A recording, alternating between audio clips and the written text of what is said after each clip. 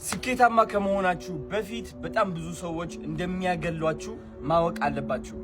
እኔ አሁን መጀመሪያ ይህ አሁን ያለሁበት ህይወት ከማምጣቴ በፊት በጣም ብዙ የሚጠራጠሩኝ ሰዎች ነበሩ። በጣም ብዙ የሚተርቡኝ ሰዎች ነበሩ። በጣም ብዙ ሰዎች ሰነፍ ይሉኝ ነበረ።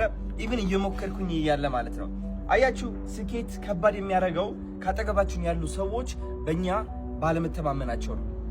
ችግሩ ደግሞ እኛ ከነሱ ድጋፍ እንፈልጋለን፣ ግን ሊደግፉን አይችሉም። ተረዳችሁኝ? ስለዚህ ስኬት ማለት የብቸኝነት ጉዞ እንደሆነ ማወቅ አለባችሁ። ኦፍኮርስ አንዳንዴ ጓደኛ ልታገኝ ትችላለህ ከመጀመሪያው ጀምሮ የሚተማመንበት፣ ግን ብዙዎቻችን እንደዛ እድለኞች አይደለንም።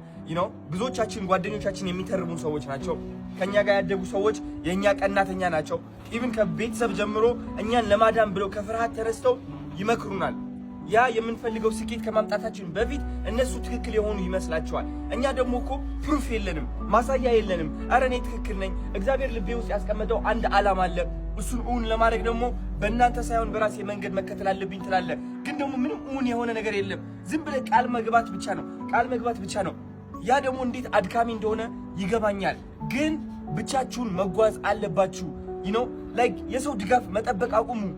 መዋረድን አትፍሩ። መተረብንና መታማትን አትፍሩ። ያለ ነገር ነው።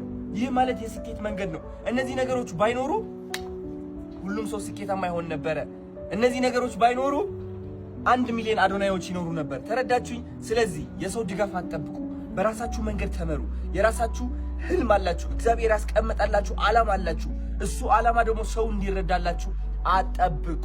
ዝም ብላችሁ ጀምሩ። ስቴፕ ከዛ ህይወታችሁ ሲቀየር አጨብጫቢ ከቀኝና ከግራ ይመጣል። ታያላችሁ እንደዚህ ያሉ